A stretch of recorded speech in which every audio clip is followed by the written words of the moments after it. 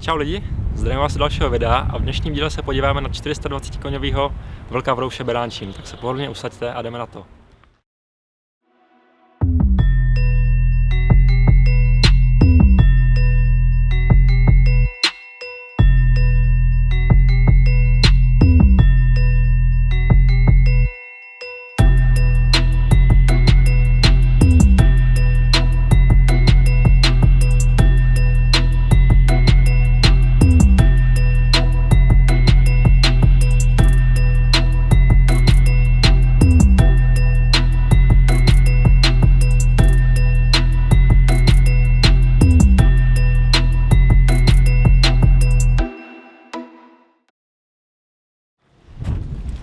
Paldo, čau. Čau. Tak prosím tě, řekni nám něco o autě. Tak je to Audi RS3, je to předfaceliftový model, což znamená, že od výroby 367 koní, nějakých 465 Nm točivý moment. A je to řadový pětiválec o obsadu 2,5 litru. Jo, s turbem samozřejmě, že jo? Samozřejmě s velkým docela.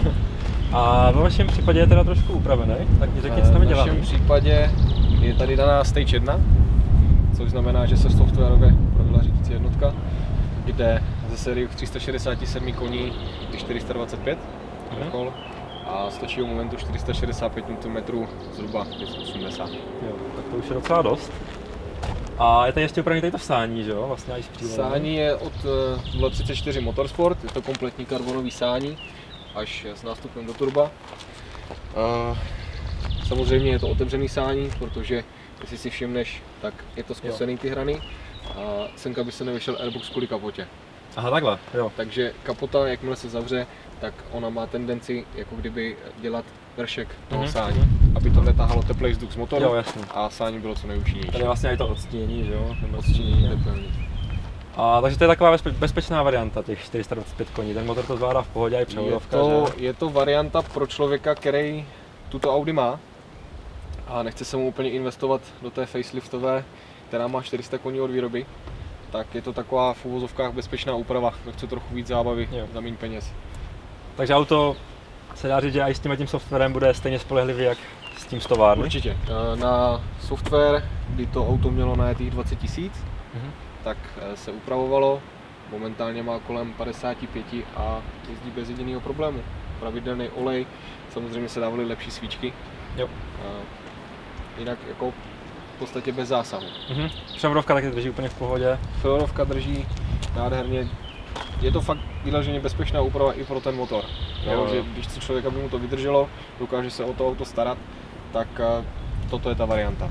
Samozřejmě potom je třeba Stage 2 pro člověka, který už se v tom bude nudit, kdy ta Audi zvládá i už jsou jako větší zásahy do vozidla, což znamená, že se musí upravovat přední intercooler, musí se dávat výfuk, s tím, že se musí dávat i downpipe s vysokomorovým sportovním katalyzátorem kvůli větší průchodnosti. Jo. A potom ta Audi napracuje 480-485 koní a točivý moment se posouvá přes hranici 600 Nm. Tak to už je takový zabiják supersportu. To už je potom taková kapesní raketka. No. To je fajn. Jinak já chci ještě říct, že tady tu RS3 upravuje firma RevOps, takže pokud chcete nějak vylepšit svoje auto, tak víte kde. Ty softwary máme odzkoušený na různých vozidlech, ať se to týče Cupry, ať se to týče Octavie, i naftové motory děláme samozřejmě, teď u nás byl klučina s 2litrovým TDIčkem, čau Paťas. Ten je nadmíru spokojený, jo, tam se taky zvedala ta křivka nahoru, což znamená, kolik to má teďka, zhruba kolem 170 kW z těch sériových 135. To jsou vlastně samozřejmě točivý moment. Jo. A já si myslím, že tyto úpravy jsou jako vyloženy pro lidi, kteří chcou zlepšit svoje auto v jízdních vlastnostech a nechcou to dávat tolik peněz, protože a zachovat tu bezpečnost. Tak, zachovat tu bezpečnost. A ještě jedna věc, která jsem si všiml, tak tady jsou upravené přední brzdy. Přední brzdy jsou neupravené, ale tam jsou originální Audi. Aha. Tam jsou originální Audi brzdy, ale s tím, že se tam dávaly plovoucí kotouče. Jo, takže kotouče jenom teda jsou Dávaly se plovoucí kotouče, je to kvůli teplotě na brzdách, aby prostě víc vydrželi, co se týče teploty, jo, že ten plovoucí kotouč samozřejmě materiál pracuje, že? Jo, ten plovoucí kotouč má takovou roztažnost. Takže umíte ten výkon aj krotit, nejenom jako navyšovat, ale dělá to samozřejmě i Jo, výkonnější brzdy a tak dále. Existují varianty, kdy u nás jsou 8pístové brzdy Revo by Alcon, jo, který mají v průměru 380 mm. To jsou 8 pístky, jo? To jsou 8pístky. Tak to je drsný teda. To jsou 8pístky.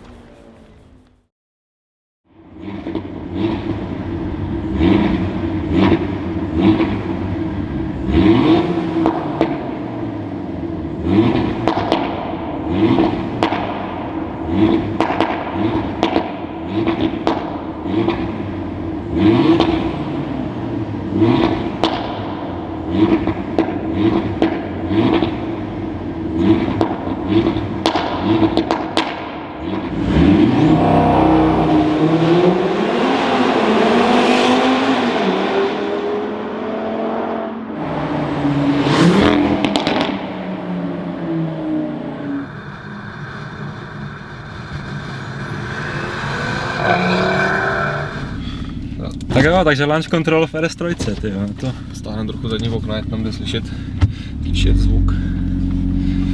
Tak co, můžem? Jo, jdem na to.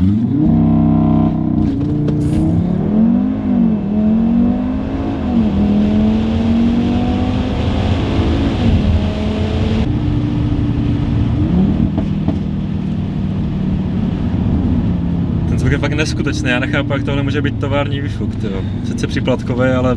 Pětiválec, no. Pětiválec, fakt ten jeden válec dělá strašně moc navíc, to je úplně úžasný, tyjo. Já si myslím, že tohle může být fakt jeden z nejlepších motorů všech dob, protože to je tak úplně neskutečný. Vlastně inovace, oni předtím dělali, mám pocit, 2.2, řadový pětiválec turbo. A to je toho modernizace. Jestli si vzpomínáš na starou Audi S4 a RS4, ty měli 2.7 biturbo, jo. Tak třeba nová Audi RS5, RS4, tak ty mají 2.9 biturbo. Jo, pravda. Se vrací ke kořenu.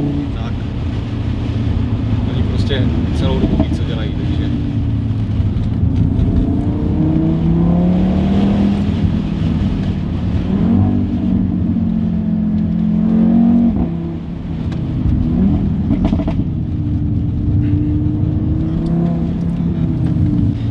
Hele, jak všichni mluví o té nedotáčivosti a o Audin, tak tady mi to přijde, že na okreste to vůbec necítím.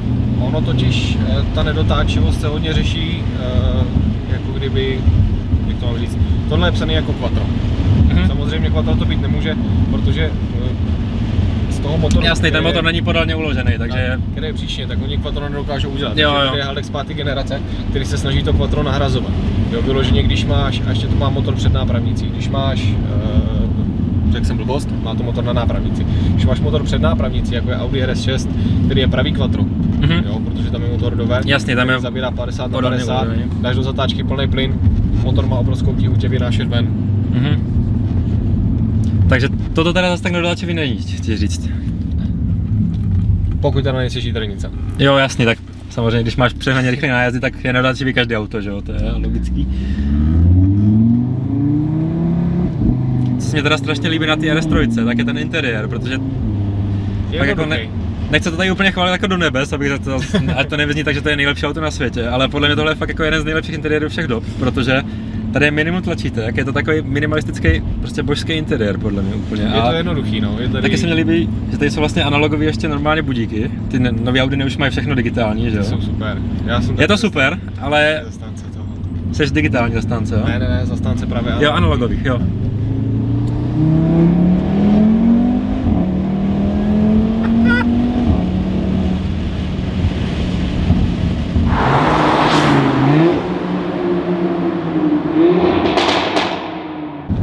Taky co se mi líbí, je tady prodleva turbo docela, že? Každý auto má turbo. Jo. Ale mně se právě líbí, jak všichni se to snaží dneska vyhladit ten turbolak prostě, tak mě právě přijde dobrý, že když už nějaký přeplňovaný motor trošku tu díru má, protože cítíš, jak se to postupně nadechuje a pak to fakt strašně do ty silecky tlačí. Ty velký turbo je potřeba nafouknout, no. No právě, jo. Jako třeba věřím, že když máš zadokolku a chceš tím driftovat, tak je napřed, když se to utrhne hnedka, právě jakože, chápu, jak to myslím, tak prostě, když máš zadokolku s naftovým bavorákem, jo, co já jsem měl tenkrát 1,2 litrovou v naftě, tak tam bylo hrozně jednoduchý to utrhnout, protože nafta točí moment, no. Ale bylo hrozně těžké udržet. Jo, zachytit to, protože právě, když to ty... A musel si s tím pořád hrát, abys to auto dokázal udržet v smyku. Jo, že to není jako benzínu, který mu prostě držíš pod plným plynem do omezovače a musí ty kola motají stejně. Tam ta nafta prostě s tím točím momentem, tam přidáš trochu víc plynu a už to jde. Jo. Takže věřím, že u těch zadokolek jako má nějaký důvod tu turbodíru fakt vyhladit, no, protože tam to může být hodně nepříjemný, když se to nafoukne. Tam to není úplně ono. Ale tady jsem rád, že je, protože to má perfektní charakter ten motor s tímhle. Je to super. Akorát teda co vím, že RS3 mají a úplně se mi to nelíbí, že tady když chceš řadit tím voličem, tak nahoru řadíš dopředu, což je naopak, než by mělo být, protože když zrychluješ, tak prostě chceš to dávat dozadu, že jo? Takže asi je lepší řadit těma pádlama, že jo? Tak tady se skoro jinak neřadí než pádlama, jo. Takže se to buď nechává normálně jo, jasný. Na sportu, a nebo si to prohodíš doprava a vůbec se to nehrabeš, máš pádla. Protože když chceš řadit rukou, tak si koupíš co? Normálně. Jasně, no. A tak pádla vypadají dobře, to jsou kovový nebo to je plast? To je chromovaný plast. Chromovaný plast. A zase pohybují s volantem, jsou tam jako nejsou napevno, právě jsou jako na tom volantu připevněný, takže... Pohybujou se tam, kam točíš volant. Někdy je to ke škodě a někdy je to jasný, protože... Jo, že když třeba jedeš zatáčku, potřebuješ si podřadit a teď máš překroucený ruce, jasný, tak hledáš pádlo. Jo, zatímco, já nevím, kurně, kde to bylo, v jakém autě, když ty pádla byly napevno, s tím, že jsi měl vykroucený volant, tak vždycky víš, že máš tu plusku na pravé ruce. Ten kvalt nahoru je na pravé ruce a ten je na levý. Zatímco když ten volant máš vytočený a potřebuješ se nějak přechytit, tak občas ti ta ruka sede někam, kam nechceš. Já jsem teda tu RS3 teďka dvakrát jsem řekl, že to je... Počkej, jsem to řekl. Řekl jsem, že má jeden z nejlepších interiérů všech dob a že má jeden z nejlepších motorů všech dob, tak teď prosím vás neříkám, že RS3 je nejlepší auto všech dob, jo. Kdyby se tady našel někdo, kdo by to chtěl nějak komentovat, tak to netvrdím, ale podle mě je to fakt strašně příjemný auto a i třeba na denní ježdění, protože to se dokáže proměnit fakt jako z vlka na úplně tichý auto, že jo. Když tam dáme režim komfort, aby nám vznikl podvozek, zapneme trakce. Jo, teďka se zavřely klapky ve výfuku, že? Tak. Já mám pocit, že fakt jedu v A3 normální. Teď už je to tichý, příjemný, komfortní auto. Samozřejmě jenom díky adaptivnímu podvozku a klapce ve výfuku, jo.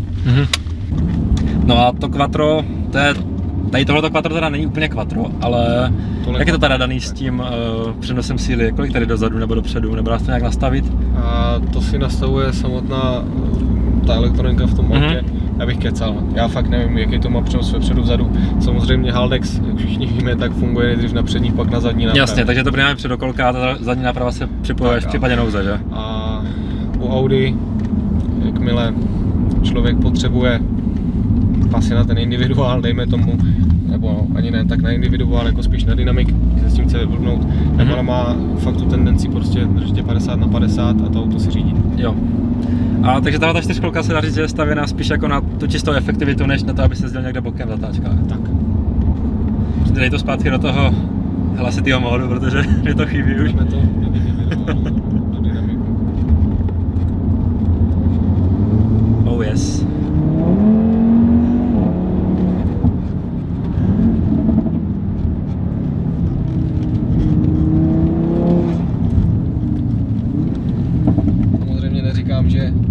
Že s tím autem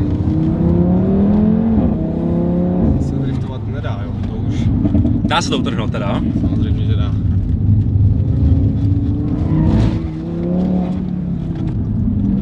A ta převodovka řadí hodně dobře, nahoru vůbec necítím řadit, to je fakt příval síly. Bez pauzy, bez přerušení. Mají to dobře udělané, ví co dělají. A dolů taky dobrý bych řekl, podrazuje fakt dobře, dává tam ty meziplyny, že jo, a je to hodně dobře udělaný.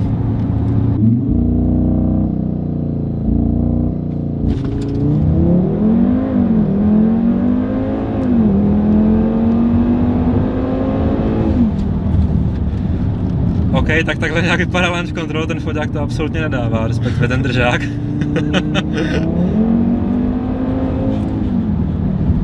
Za kolik tohle vlastně zvládne 100? Nemáme to zatím změřený. Sériu čísla si nepamatuju, ale objednali jsme dragy, takže všechny čísla potom dáme. Budete měřit teda. Budeme protože měřit. já vím, že vlastně v jednom magazínu, který čtu, tak zkoušeli TTRSO a to má 400 koní vlastně, to nový. Takže skoro stejný výkon jak tady, akorát to teda trochu lehčí, tohle má nějakých 1600 kg necelých, že jo? Toto má 1585, mám pocit. No, tak to TTRS má podle mě 1450 zhruba, nebo 1480 tak nějak. A vím, že s tím sériovým TTRSkem ten doliznul na 103.4. No a vlastně ještě abych ukázal, jak rychle to je na tu stovku, tak 3.4 má 4.58 Itália na stovku. Takže myslím si, že z 0 na 100 se tohle fakt udrží i těch nejlepších supersportů, nebo teda trošku starších, ale přece jenom furt hodně rychlých. Až co se týče i té nové, jo, tak tam softwarové sání se dokážeme dostat na nějakých 490 koní. Tam už je to potom něčem jiným, protože ve faceliftové verzi oni ten motor kompletně přepracovali. Tam je jinak vedená trubka vzduchu od sání, aby nebyla tak zalomená, aby byla víc lineárně, aby ten vzduch šel do turba. No u toho faceliftu myslíš teda? U toho faceliftu. No a právě ještě dobrý, že teďka úplně ty nejnovější, ty 2018 nebo 19, tak ty dostali hliníkový blok právě, takže ten motor je myslím o nějakých 620 kg lehčí. Což se hodí na ty přední nápravy, protože tady je to hodně vepředu položený. Je, tady to leží vyloženě na nápravě. Takže těch 620 kg dolů si myslím, že z předku tady může udělat fakt hodně. To udělá dost. Protože tohle má klasický ještě litinový blok, že jo? Samozřejmě, co se týče té faceliftové verze, tak tohle plno lidí neví. Oni si řeknou, facelift jako. No právě, že jo, tak protože ono tak většinou je, že ty facelifty nepřinesou vesměs nic nového, maximálně jiný světla, něco v interiéru, nějaký ty digitální věcičky, ale tady toto je docela výrazný zásah, no, že to má vlastně úplně jiný motor, nebo úplně novej. Je přeskládaný, no. Udělali ho v podstatě od znovu. Na druhou stranu ten facelift už má taky filtr pevných částic, nebo... Ne všechny. Ne všechny, pravda. 2017-18, kdy začínaly facelifty, nebo když už jsou facelifty, tak sice už nemají takový zvuk jako ta předfaceliftová, ale ještě pořád nemají OPF-ko. Mhm. A až 2019 mám pocit, že i některé 2019 neměly. Když člověk přesedne z té 400 s tím OPFkem zpátky sem, ať je to série, ať je to před facelift, nebo facelift v sérii, je to úplně jedno, přesedne z té verzi z OPFka do toho bez OPFka a má úplně jiný pocit v tom autě. Jo. I když se podíváte na video, a nevím, jestli sleduješ Carwow. No to jsem viděl právě, ale v Carwow měli stejný čísla skoro. Takže to měřili. Tam měli skoro stejný čísla, takže si myslím, jako, že to mají vychytaný. Pořád Audi náskok díky technice, že? jo. Takže... A díky pětiválci ještě. Díky pětiválci. Na bodíku máme necelých 59 000, takže jako můžeme říct, že to auto s tímto softwarem, tak to jak je nastavený, mělo 40 000. To je super. A řešilo se tam něco nebo ne? Teď myslím servisově, nemyslím co se týče úpravy, ale myslím obecně... Hele, tak servis samozřejmě, že? Když jezdíš s takovou úpravou, jezdíš okruhy, jedeš se projet tam, tak ti odejdou brzdy. Takže se dávali na ty originální 8 písty, co jsou tady, tak se dávali ty plovoucí kotouče. A ty jsou teda od toho Alconu? Ty jsou od Alconu. To je perfektní firma, jsem slyšel, protože znáš Peugeot 308 GTI, ne? Samozřejmě. Tak ten má Alcony v sérii právě a všichni se to strašně vychvalovali, že to jsou neskutečný brzdy úplně. Alcony jsou super brzdy. Jo, už takže doporučuješ jednoznačně, nebo takhle, pokud člověk chce s tím autem jezdit okruh, tak je asi lepší se těm výjezdám pověnovat nějak. Určitě, o tomhle. A jak to tady je třeba s lazením, když přijedeš do Brna na okruh a chceš si dát 25 minut volnou jízdu, tak to dáš třeba 8 kol, odjedeš, tak uchladí to auto? Je to lepší třeba po 4 kolech, kdy ten olej naroste, dejme tomu na nějakých 115-120 stupňů, samozřejmě je to lepší chladí ten olej. Jo. A tak je skoro u všech aut, jo, takže to není vyloženě chyba toho auta. Navíc tohle ani není okruhový auto, takže to, že to zvládne takhle 4 kola na okruhu bez nějakého jako samozřejmě, tak je to samozřejmě jsou tam kluci, kteří tam jezdí a už mají speciální chladiče na olej, už to mají kompletně předělaný, kteří těch kol odjedou mnohem víc než my. Jo, ale jenom kvůli tomu, že vyloženě mají prostě velký externí chladič na olej, který to chladí nápadem vzduchu, samozřejmě přes ten chladič, jo. Tak jo lidi, díky moc, že jste se dívali na dnešní video a hrozně dávejte odběr, dávejte like a těšte se na další videa. Já věřím, že se to konečně pořádně rozjede a jo, to je všechno. Mějte se krásně. Kdo by chtěl teda úpravy, ještě dodám. Kdo by chtěl úpravy, samozřejmě dá se to vymyslet jakkoliv. Stačí se jenom ozvat, co chcete, jak to chcete, vždycky to dáme dohromady. A určitě se těšte, není to poslední auto, který je. Jo, to určitě není, to vám slibujeme a jo, mějte se hezky. Ahoj. Čau.